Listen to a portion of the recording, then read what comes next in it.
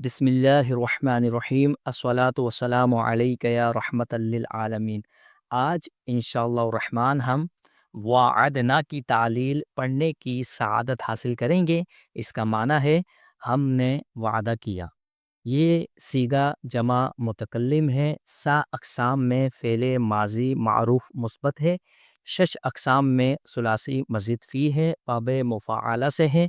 ہفت اقسام میں مثال واوی ہے، یعنی اس کے حروف اصلیہ میں سے فا کلمہ حرف علت ہے۔ حروف اصلیہ اس کے واو، عین اور دال ہے۔ وعدنا کو اس طرح بھی لکھا جاتا ہے، وعدنا وعدنا، یہ اپنی اصل پر ہے۔